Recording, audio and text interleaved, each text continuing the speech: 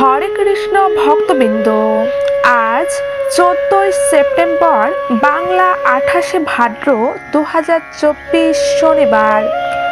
আজ সারা বিশ্বকে পবিত্র করতে ও পৃথিবীর মনুষ্য জীবকে সকল পাপ থেকে মুক্ত করতে আজ যে একাদশী ব্রতের আগমন ঘটেছে এই ধরাধামে, তার নাম হলো পার্শ্ব পরিবর্তনী একাদশী। ভাদ্র শুক্লপক্ষের একাদশী পার্শ্ব পরিবর্তনী একাদশী তিথিতে শায়িত ভগবান তার পার্শ্ব পরিবর্তন করেন বলে এই একাদশী তিথি অতি মহাপুণ্য ও সকল অভীষ্ট প্রদাতা। এছাড়াও 1000 অশ্রমের যজ্ঞের ফল লাভ হয় এই একটি একাদশী ব্রত পালনে।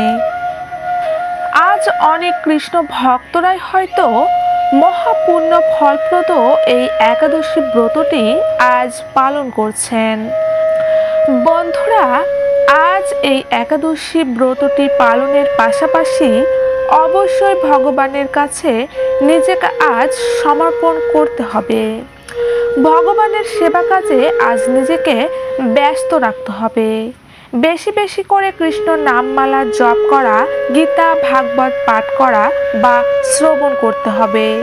সন্ধ্যাবেলায় ভগবানের নাম কীর্তন করতে হবে, ভগবানের বিশেষ পুজো করে আরতি করতে হবে ইত্যাদি সকল কাজে আজ সম্পূর্ণ দিনটি আজ আপনারা অতিবাহিত করবেন। এছাড়াও ভক্তবৃন্দ, যদি কোনো ভক্ত আর্থিক দিক থেকে সংকটে ভুগছেন, তাহলে আজকের এই পবিত্র তিথিতে ভগবান শ্রীহরিকে জাফরান মিশ্রিত দুধ দিয়ে অভিষেক করাবেন। আর পারলে আজকে ভগবানকে হলুদ মিষ্টি নিবেদন করবেন। এর ফলে মা লক্ষ্মী প্রীত হবেন এবং আপনি তার আশীর্বাদ লাভ করবেন। এছাড়াও ভক্তবৃন্দ, এই পার্শ্ব পরিবর্তনী একাদশীতে গোমাতা অর্থাৎ গরুকে খাবার খাওয়ান। এর ফলে পুরো 33 কোটি দেবীর আশীর্বাদ আপনি লাভ করবেন। আজ অবশ্যই গরুকে সবুজ ঘাস বা শস্য খাওয়ানো অত্যন্তই শুভ একটি দিন। তো ভক্তবৃন্দ, আগামীকাল 15ই সেপ্টেম্বর পালনের মাধ্যমে এই একাদশী ব্রতের সমাপ্তি হবে। যে সকল ভক্তরা ভারতে অবস্থান করছেন তারা আগামীকাল 15ই সেপ্টেম্বর ভোর 5টা 25 থেকে 9টা 28 মধ্যে পালন কাজ সম্পূর্ণ করবেন। যারা বাংলাদেশে রয়েছেন তারা ভোর 5টা 51 থেকে 9টা 44 ঘটিকার মধ্যে পালন কাজ সম্পূর্ণ করবেন। তো কৃষ্ণ ভক্তগণ, আপনারা সকলেই জানেন প্রত্যেক একাদশী ব্রতের পাশাপাশি সেই একাদশী ব্রত কথাটি পাঠ কিংবা ভক্তি সহকারে অবশ্যই শ্রবণ করতে হয়, না হলে একাদশী ব্রত পূর্ণ হয় না। তাই আজ সকল কৃষ্ণ ভক্তবৃন্দরা একবার হলেও শ্রবণ করুন আজকের এই একাদশীর ব্রত কথাটি। ব্রহ্ম বৈবর্ত পুরাণে ভাদ্র মাসের শুক্লপক্ষের পার্শ্ব একাদশী মাহাত্ম্য যুধিষ্ঠির শ্রীকৃষ্ণ সংবাদে এই রকম বলা হয়েছে। যুধিষ্ঠির মহারাজ জিজ্ঞাসা করলেন, হে কৃষ্ণ, ভাদ্র মাসের শুক্লপক্ষের একাদশীর নাম কি? এই ব্রত পালনের বিধি কি এবং ব্রত পালনে বা কি পুণ্য লাভ হয়? উত্তরে শ্রীকৃষ্ণ বললেন, হে ধর্মরাজ, মহাপুণ্যপ্রদা, সমস্ত পাপ হারিণী এবং মুক্তিদায়িনী এই একাদশী বাজপেয় যজ্ঞ থেকেও বেশি ফল দান করে। যে ব্যক্তি এই তিথিতে ভক্তি সহকারে ভগবান শ্রী বামনদেবের পূজা করেন তিনি ত্রিলোকে পূজিত হন। পদ্মফুলে পদ্মলোচন শ্রী বিষ্ণুর অর্চনকারী বিষ্ণুলোক প্রাপ্ত হন। শায়িত ভগবান এই তিথিতে পার্শ্ব পরিবর্তন করেন, তাই এর নাম পার্শ্ব একাদশী বা পরিবর্তনী একাদশী। যুধিষ্ঠির মহারাজ বললেন, হে জনার্দন, আপনার এ সকল কথা শুনেও আমার সন্দেহ পূর্ণরূপে দূর হয়নি। হে দেব, আপনি কিভাবে শয়ন করেন, কিভাবেই বা পার্শ্ব পরিবর্তন করেন, আর চাতুর্মাস্য ব্রত পালনকারীদের কি কর্তব্য এবং আপনার শয়নকালে লোকের কি করণীয়, এসব বিষয়ে বিস্তারিতভাবে আমাকে বলুন।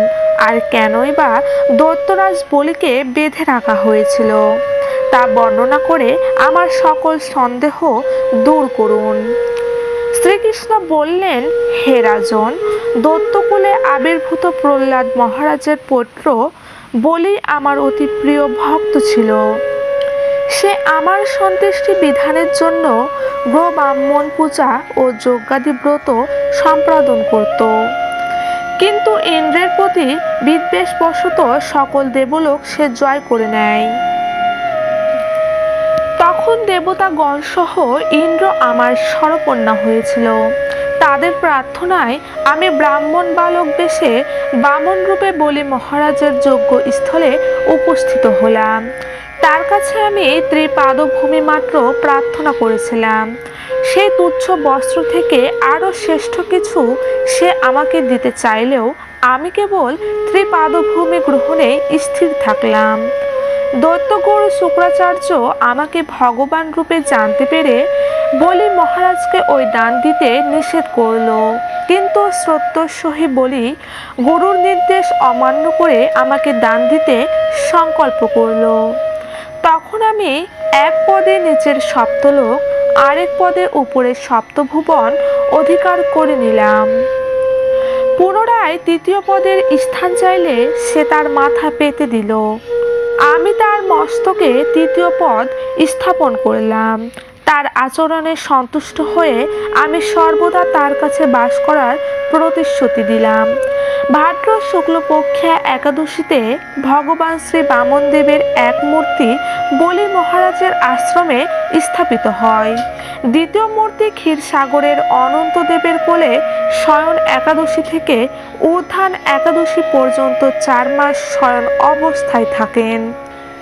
এই 4 মাস যে ব্যক্তি নির্দিষ্ট নিয়ম, ব্রত বা জপ তপ ব্যতীত দিন যাপন করে, সেই মহামূর্খ জীবিত থাকলেও তাকে মৃত বলে জানতে হবে। শ্রাবণ মাসে শাক, ভাদ্র মাসে দই, আশ্বিনে দুধ, কার্তিক মাসে মাসকালাই বর্জন করে এই 4 মাস শ্রীকৃষ্ণের আরাধনা করতে হয়।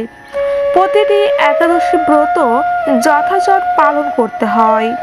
সাহিত্য ভগবান পার্শ্ব পরিবর্তন করেন বলে এই একাদশী মহাপুণ্য ও সকল অভীষ্ট প্রদাতা।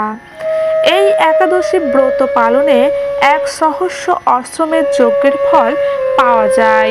জয় শ্রীকৃষ্ণ, জয় রাধা মাধব, জয় গোবিন্দ। তো ভক্তবৃন্দ, আজ এই একাদশী ব্রতটি পালনের পাশাপাশি অবশ্যই আজকের এই পার্শ্ব পরিবর্তনে একাদশীর ব্রত কথাটি আজ অবশ্যই শ্রবণ করবেন।